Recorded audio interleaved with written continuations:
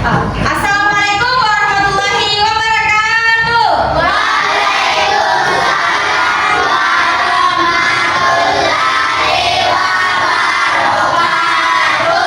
Bagaimana kabar hari ini? Baik. Semangat belajar? Semangat. Nah, ada yang tahu hari ini kita akan melakukan apa? Siklus air. Ya, kita akan melakukan eksperimen siklus air tentang percobaan hujan di dalam gelas. Oke, semangat semua untuk belajar? Semangat. Nah, sebelum kita belajar, Ibu akan pandu anak-anak untuk ice breaking atau menyanyikan lagu tentang siklus air. Oke? Oke. Sedia semua? Semua. Oke, kita mulai. 3, 2, 1. Mengapa air tidak pernah habis? Padahal kita gunakan itu semua karena air ada siklusnya. Mari kita sebutkan prosesnya supaya laut menguap evaporasi,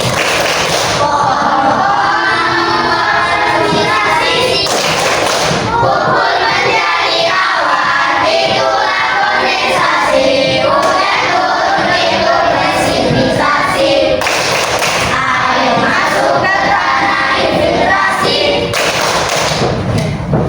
Oke, nah tadi kita sudah melakukan ice breaking. Sebelum kita masuk ke materi, bagaimana semuanya siap belajar? Ya. Oke, sudah belajar tentang siklus air? Sudah. Siapa yang tahu apa itu siklus air? Siapa? Afif? Siklus air disebut juga sebagai daur air. Daur air. Nah, ada yang tahu apa sih itu prosesnya siklus air atau tahapannya siklus air? Nah, ya, Cantika.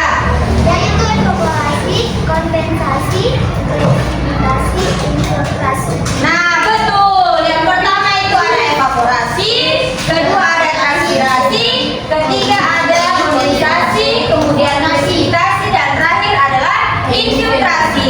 Nah, selanjutnya Ibu akan menjelaskan tentang materi siklus air sebelum kita berlanjut ke eksperimen bagaimana sih itu hujan terjadi. Oke?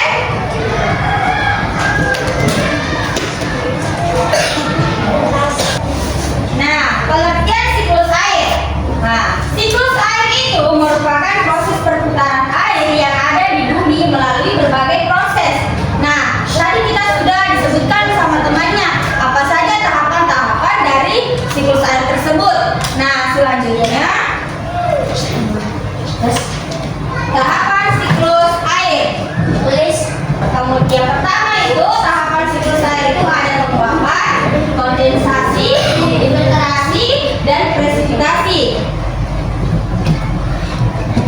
Nah, penguapan atau evaporasi merupakan tahapan awal dalam siklus air.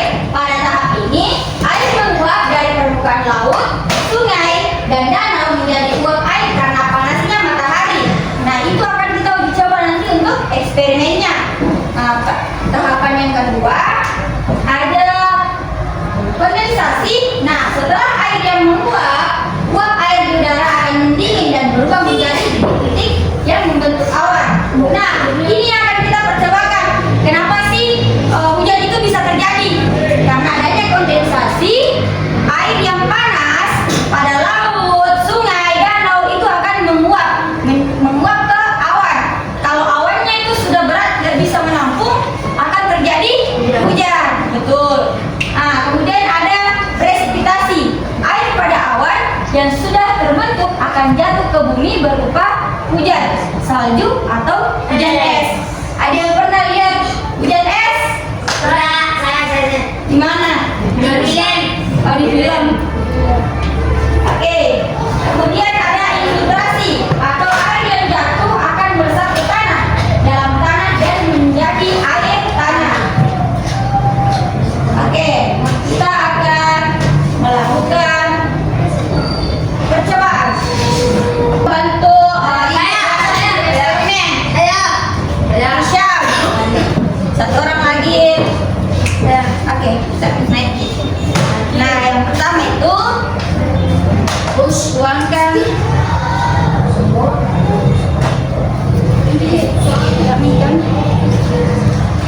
pertama itu tuangkan air panas sedikit saja.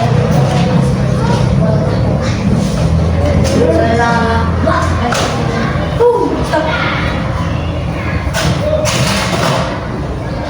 Nah, yang kedua, siapa namanya itu? Zakir, letakkan mangkuk di atas Zakir. Ini, kasihkan sebatu di atasnya. Banyak lagi.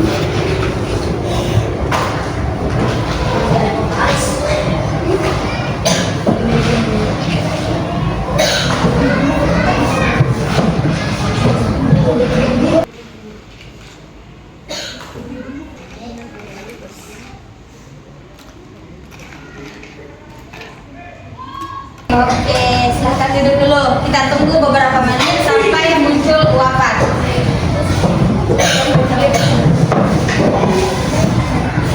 Nah, siapa yang melihat ada bintik-bintik air di gelasnya? Ayo, siapa yang bisa jawab? Kenapa sih ada bintik-bintik air di situ? Iya, betul. Nah, kita umpamakan air panas ini itu sebagai air laut, air danau yang panas karena cahaya matahari, dan ini airnya itu akan menguap naik ke atas sehingga muncul bintik-bintik air itu. Nah, itu akan menjadi hujan.